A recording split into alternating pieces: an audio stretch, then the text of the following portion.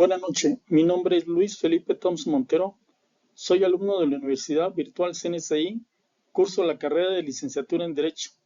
El nombre de mi profesor es José Pérez Silva, de la materia Sistema de Protección de los Derechos Humanos.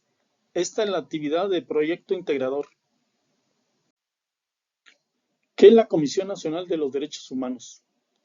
Es un organismo que cuenta con autonomía de gestión y presupuestaria, personalidad jurídica y patrimonio propios, y tiene por objeto esencial la protección, observancia, promoción, estudio y divulgación de los derechos humanos que ampara el orden jurídico mexicano. ¿Cómo está formado el sistema de protección no jurisdiccional en México? Está conformado por diversas instituciones y mecanismos que tienen la finalidad de proteger los derechos humanos de las personas. Algunos de los elementos que lo componen son los siguientes. 1. Comisión Nacional de los Derechos Humanos. Es un órgano autónomo encargado de promover, proteger y supervisar el respeto de los derechos humanos en México. La Comisión Nacional de los Derechos Humanos puede recibir quejas de violaciones a los derechos humanos y emitir recomendaciones a las autoridades competentes.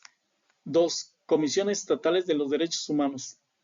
En cada entidad federativa de México existe una Comisión Estatal de los Derechos Humanos, que tiene funciones similares a las de la Comisión Nacional de los Derechos Humanos a nivel local. 3. Defensoría de los Derechos Humanos a nivel municipal o de organismos públicos autónomos. Existen defensorías a los derechos humanos que pueden recibir quejas y brindar atención a la ciudadanía en materia de derechos humanos. 4. Programas y políticas públicas. El gobierno mexicano ha implementado diversos programas y políticas públicas para promover la protección de los derechos humanos en diferentes ámbitos como la igualdad de género, la atención a grupos vulnerables, la prevención de la tortura, entre otros. ¿Cuáles son los procedimientos a los que puede recurrir una víctima de violación de derechos humanos? Las víctimas de violaciones de los derechos humanos pueden presentar una queja ante la Comisión Nacional de Derechos Humanos o ante la Comisión Interamericana de Derechos Humanos. Cualquier persona puede denunciar presuntas violaciones a los derechos humanos y presentar directamente una queja ante la Comisión Nacional de Derechos Humanos. Quejas ante la Comisión Nacional de Derechos Humanos se pueden presentar por escrito, por medio de un representante o por cualquier medio de comunicación electrónica en caso de urgencia. La queja debe presentarse dentro del año siguiente a la violación. La Comisión Nacional de Derechos Humanos puede ampliar el plazo en caso de violaciones graves. La Comisión Nacional de Derechos Humanos asigna un visitador adjunto para tramitar la queja. Petición ante la Comisión Interamericana de Derechos Humanos. Se puede presentar una petición ante la Comisión Interamericana de Derechos Humanos para que investigue la situación y formule recomendaciones al Estado. La Comisión Interamericana de Derechos Humanos puede recomendar al Estado que repare los daños y que tome medidas para evitar que hechos similares no vuelvan a ocurrir.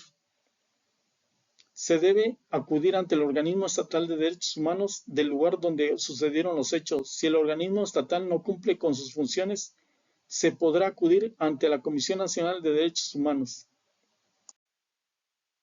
En tu vida diaria se te respetan todos tus derechos humanos. ¿Cómo los defiendes? Justifica tu respuesta. No se me respetan todos mis derechos humanos. Como primera acción para hacer valer mis derechos, debo vencer mi apatía y la desconfianza en las autoridades e instituciones políticas, cambiar mi resistencia al conflicto y visualizarlo como una oportunidad para el cambio y la transformación positiva de condiciones que vulneren o dañen nuestros derechos humanos. A mi familia, amigos y a todas las personas que convivo en mi entorno social, procuro darles a conocer los derechos humanos y sensibilizarlos, reflexionar sobre las actitudes, creencias, sesgos y privilegios que tenemos, fomentar el uso de las redes sociales para dar a conocer alguna violación, de igual forma educar a la población y así generar acciones de activismo. Ha concluido este video presentación. Espero que haya sido de su agrado. Que pasen buenas noches. Gracias.